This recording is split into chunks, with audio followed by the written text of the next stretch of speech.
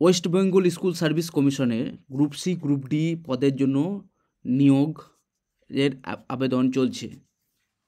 যারা আবেদন করতে চাও তারা নিজের মোবাইলে বা কম্পিউটার থেকে আবেদন করতে পারো নির্দ্বিধায়, কোনো প্রকার সাইবার ক্যাফে না গিয়ে। কোনো প্রকার সমস্যা হলে তোমরা অবশ্যই আমাকে জানাতে পারো নিচে দেওয়া হোয়াটসঅ্যাপ নাম্বারে, আমি সাহায্য করব। প্রথমে তোমাদের অন টাইম রেজিস্ট্রেশন করতে হবে। সেখানে তোমরা কিছু বেসিক ইনফরমেশান দিয়ে অন টাইম রেজিস্ট্রেশন করবে। সেই রেজিস্ট্রেশনে যে তথ্য আছে অবশ্যই দেখবে, দেখে সেই তথ্যগুলো ফিল আপ করবে। বেসিক তথ্য ফিল আপ করার পর তোমরা ইমেল এবং ফোন নাম্বার এন্টার করবে। মনে রাখবে এখানে ওটিপি আসবে, পরে ভেরিফাই করতে হবে। এরপরে তোমার কমিউনিকেশন ডিটেলস অ্যাড করবে।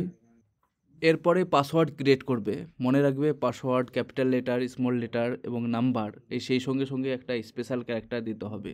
পাসওয়ার্ডটি অন্য জায়গায় লিখে রাখবে, মনে রাখবে এই পাসওয়ার্ডটি লগ ইন করার সময় লাগবে। এরপরে রেজিস্টারে ক্লিক করবে।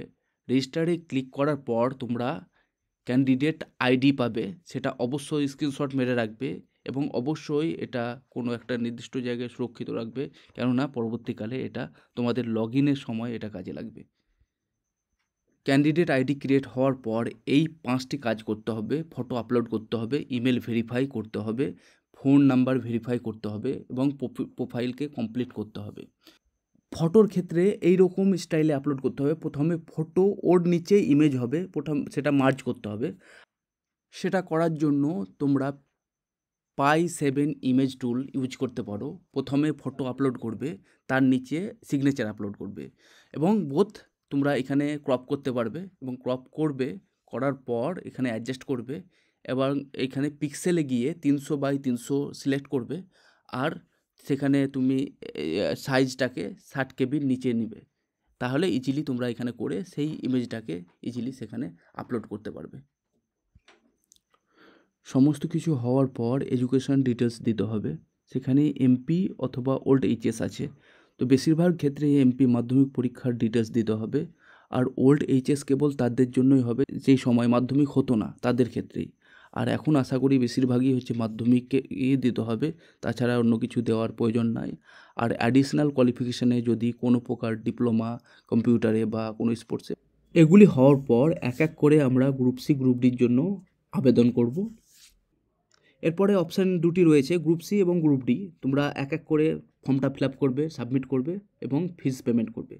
এর মধ্যে তোমরা দুটোই অপশান দেখতে পারবে। একটা হচ্ছে সুপ্রিম কোর্টে সিভিল অ্যাপিল অনুযায়ী একটা এজ রিল্যাক্সেশনের ব্যাপার আছে। যদি তোমরা সেখানে অ্যাপিল হও সেটা মানে করবে। আর সেই সঙ্গে সঙ্গে যদি নন টিচিং স্টাফ হিসাবে গভর্নমেন্ট এডেড বা গভর্নমেন্ট স্পন্সর স্কুলে কাজ করে থাকো সেটাও ক্লিক করবে। আর এরপরে মিডিয়াম অফ ইনস্ট্রাকশান, যে কোন ভাষায় তুমি মানে ইনস্ট্রাকশান নিতে চাও সেটা বেঙ্গলি বেশিরভাগ ক্ষেত্রে হবে, আর অন্যান্য থাকলে অন্যান্য করবে। এবং সেটি কোথায় কোথায় পড়েছো সেখানে, যেমন বেশিরভাগ ক্ষেত্রে মাধ্যমিক এইচএস হবে, সেটা মাধ্যমিক আর এইচএস করবে। যদি গ্র্যাজুয়েশনে করে থাকো সেটাও মানে করবে। এরপরে কি আছে যে তুমি কোন রিজিয়নের জন্য আবেদন করছো সেই রিজিয়নটা সিলেক্ট করবে।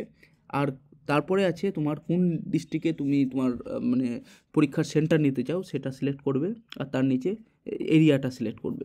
এইভাবে তোমার একটি ফর্ম ফিল আপ সম্পূর্ণ হবে। অনুরূপভাবে অন্য গ্রুপ ডি ফিল আপটিও ওইভাবে করবে। সেখানে তোমাকে এক্সট্রা কী দিতে হবে, ক্লাস 8-এ কবে পাস করেছো আর কোন স্কুল থেকে পাস করেছো সেটা এক্সট্রা দিতে হবে। বাদবাকি সব একই হবে। সেটা আবেদন করার পর দুটি ফর্মের জন্য আলাদা আলাদা ফিজ আসে, ফিজটা পেমেন্ট করবে। ফিজ পেমেন্ট করার পর ফর্ম দুটি ডাউনলোড করে রাখবে। ফর্ম ফিল আপ করতে গিয়ে কোনো প্রকার যদি সমস্যায় পড়ো তো নিচে অবশ্যই জানাবে, কমেন্ট করবে বা হোয়াটসঅ্যাপ করবে, আমি অবশ্যই সাহায্য করব। আর কোনো প্রকার জিজ্ঞাসা থাকলে সেটাও তোমরা জানাতে পারো।